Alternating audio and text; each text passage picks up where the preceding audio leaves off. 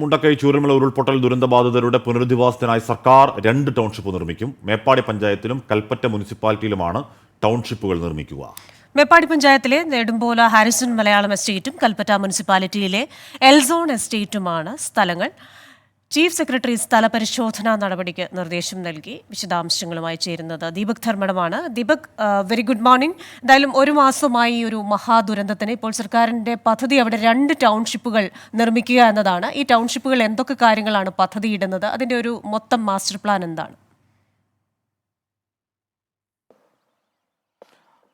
Christina, Hashmi, ഒരുപക്ഷെ ഇപ്പോൾ നമുക്കിവിടെ നിന്നും ഗുഡ് മോർണിംഗ് പറയാം. ഈ ദുരന്ത ഭൂമിയിൽ ഏതാണ്ട് ഒരു 10-15 ദിവസം നമ്മളൊക്കെ ഹാഷ്മിയൊക്കെ ഇവിടെ ഉണ്ടായിരുന്നതാണ്. ഹാഷ്മി ഓർക്കുന്നുണ്ടാവും ഈ ഭൂമിക. ഇതാ നമ്മുടെ അർഷക്കൊന്ന് ഇങ്ങോട്ടേക്ക് പാൻ ചെയ്താൽ ഇതാ ബേലി പാലം, രക്ഷാപാലമായി ആർമി പണിത ബേലി പാലം ഇവിടെ കിടക്കുന്നു.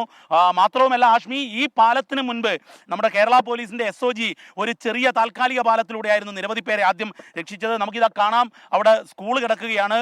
പാതിയിലേറെ തകർന്ന സ്കൂൾ അപ്പുറത്തുണ്ട്.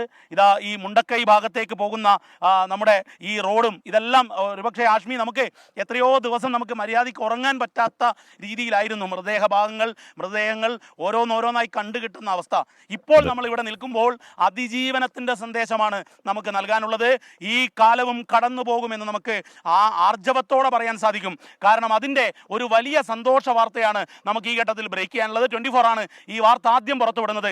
സർക്കാർ സ്ഥായിയായ പുനരധിവാസം, സ്ഥിരം പുനരധിവാസത്തിനുള്ള നടപടികളിലേക്ക് കടന്നു. 2 ടൗൺഷിപ്പ് കേരള സർക്കാർ വയനാട്ടിൽ പണിയുന്നത്. അതിൽ 2 township 2 പഞ്ചായത്തിലാണ്.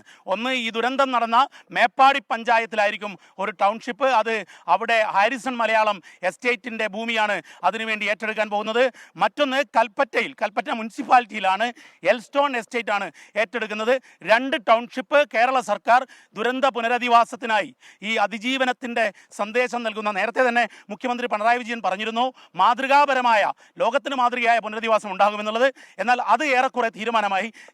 Chief secretary doctor V Venu നാളെ വിരമിക്കുകയാണ്. അദ്ദേഹം വിരമിക്കുന്നതിന് മുൻപ് ഇതിൻ്റെ ഫയൽ നടപടികളിലേക്ക് നിർദ്ദേശം നൽകി കഴിഞ്ഞു, രേഖാമൂലം എന്നുള്ളതാണ് നമുക്ക് മനസ്സിലാവുന്നത്. അതായത് 2 ടൗൺഷിപ്പ് വയനാട് പുനരധിവാസത്തിന് വേണ്ടി കേരള സർക്കാർ നിർമ്മിക്കാൻ പോകുന്നു. ഹാഷ്മി, ക്രിസ്റ്റീന. ദീപക് ധർമ്മടമാണ് അവിടെ നിന്ന് ദുരന്ത ഭൂമിയിൽ നിന്ന് വാർത്തയുടെ ഏറ്റവും പുതിയ വിവരങ്ങൾ നൽകിയത്. സാർ, നമ്മൾ മുന്നോട്ടേക്ക് പോവുകയാണ്. അവിടെ രോഹിണി മനോജ് പറയുന്ന എത്ര ദിവസം കഴിഞ്ഞിട്ടും ഈ കാഴ്ചകൾ കണ്ണു നനയിക്കുന്നു, ചങ്കിടർന്നു എന്ന് പറയുകയാണ്.